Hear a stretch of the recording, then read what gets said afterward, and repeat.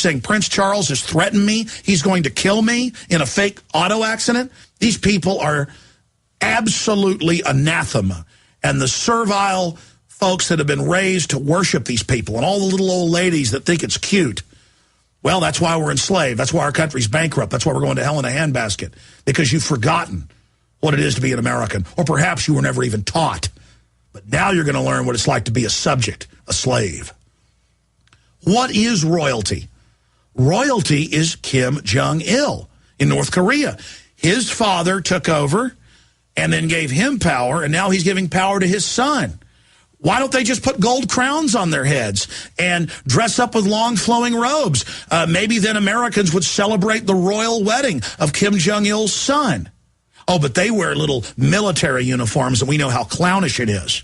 But somehow we've been tricked at wearing big gold crowns and flowing robes. Is it more ridiculous and stupid? America has been great because it's not about what race you are or what family pedigree or how murderous your great-granddaddy was. It's about what you individually can do. It's about what you individually have to offer, being an inventor, a trailblazer, an explorer, someone who's brave, an artist, someone who has incredible literature in their soul. These royal, crony capitalist, non-free market systems always wage war against the individual. They always wage war against the productive. And the British royal family are at the head of pushing world population reduction. They are at the head of one-child policies. They are at the head of eugenics. They taught the Nazis everything they knew about eugenics. Do you understand this is mainline history? The King of England had to advocate at the beginning of World War II because he wanted to merge with Hitler. The British royal family come from a long line of dictators. They're oppressive. They're anti-liberty and freedom. And here it is, all over the British and world news today, the outrage that dictators from oppressive Middle Eastern and African countries are coming, a whole gaggle of them, to the royal wedding. It's disgusting. It's a bunch of hereditary gangsters meeting, laughing at how they've tricked the public to worship their tyranny and think it's cute and funny and fashionable. So down with the royals, down with the Saxe-Coburg-Gothas and their fake house name Windsor and their New World Order trying to retake North America. The planet's waking up, and the corporate barons, the UN barons, the unelected bureaucracy, the new royalty, backed up by the old royalty, are going down. We redeclare the spirit of 1776 against you and your ilk. You're on notice. There's nothing better than watching inbred people and everyone worshiping them, as they kick pensioners off of their pensions they paid for, and as they cut the gas allotments in the middle of winter in England. There's literally dozens of giant palaces being paid for with the slaves' money. It's wonderful. The world is learning to worship the British Empire. Wait, oh no, not more of that rabble Alex Jones imitating us. Not his lordship, Alex Jones. No, no, no. We have a hardware store, and we make screens, and we sell Alex Jones videos, and do a little bit of locksmithing, and do all kinds of things. You even sell guns. We even, oh, God, a rabble slave with a weapon. Disarm him. Get the guards. Disarm him immediately.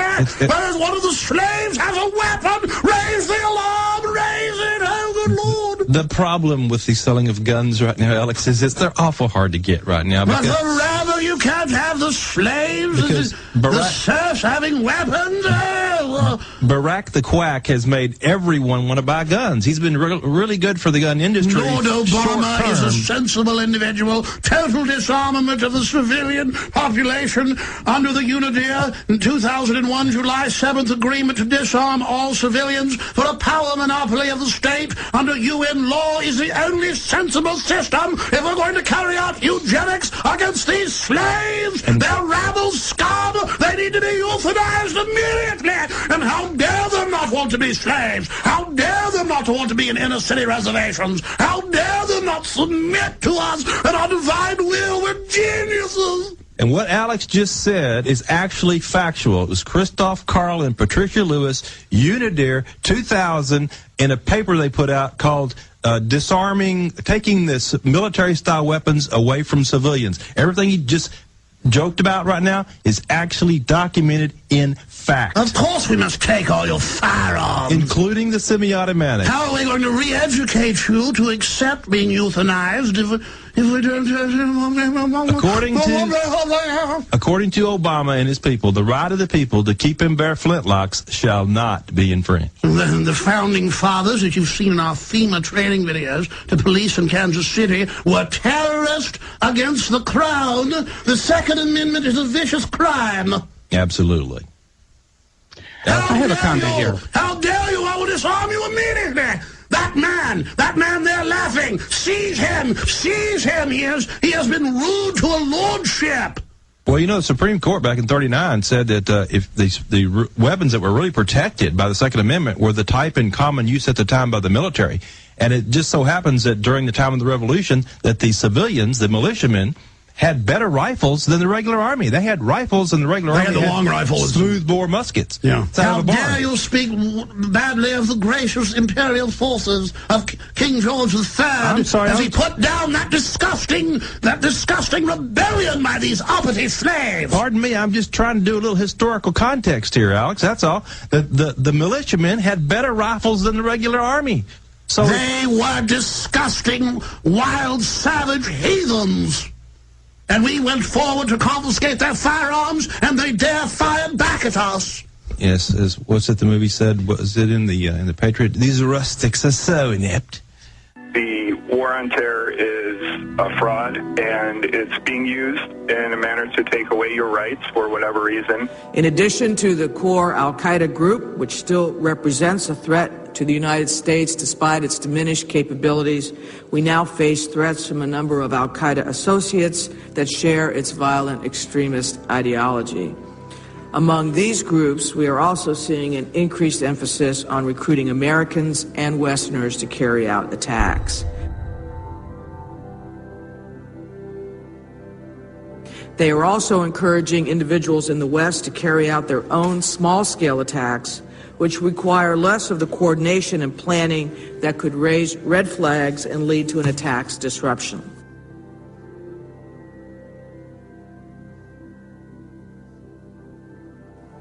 In my 16 years of deep research, it has become clear the number one threat to any sovereign free nation is its military.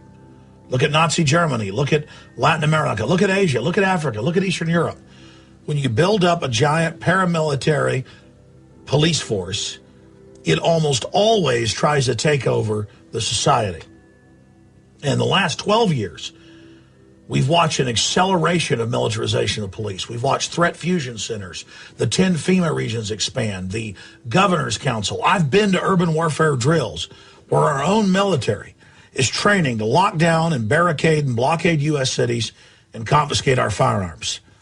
This whole program accelerated after 1999 when Congress got rid of the Glass-Steagall Act. It allowed private central banks to issue unlimited counterfeit financial instruments known as derivatives.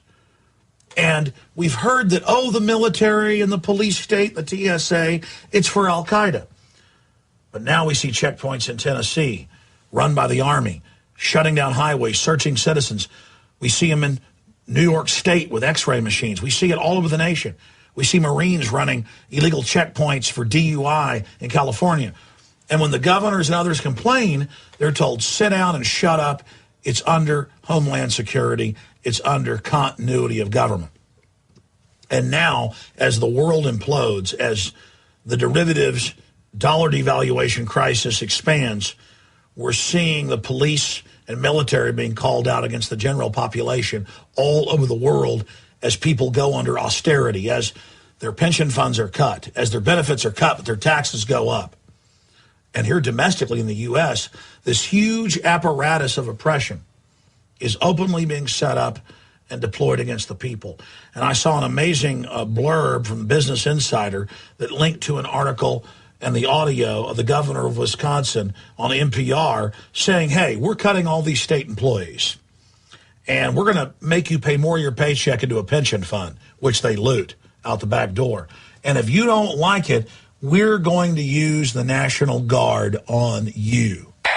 And on the heels of the governor's speech, and just in case there are problems, the governor went on to say that he has called the Wisconsin National Guard and other agencies to make sure they would be ready, just in case. That's what this whole Homeland Security system's for. You know, they distract you over here with men living in caves in Central Asia. You think you're giving your rights up to protect you from the dangerous ankle-biting Al-Qaeda, but then meanwhile the whole system is rolled out against the American people. And this is just another signpost on the road to tyranny, on the road to serfdom, illustrating how the paramilitary control grid has been set up and deployed against the American people.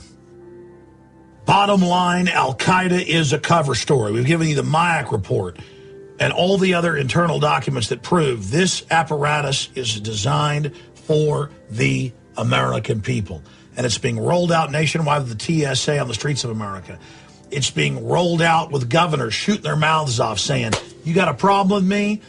Armed force is standing by. The globalists know the American people are awakening. They know people are becoming aware of what's happening.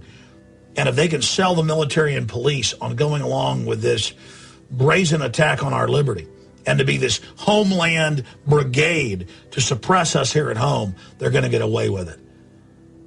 It's only going to get worse from here on out unless we get the word out and take our states back legally and lawfully through the 10th Amendment. You have been warned. Coming up, probably some of the most important information we've transmitted today. Milestones of the impending police state on the other side. In constant sorrow through his day, I am the man of constant sorrow. I've seen trouble.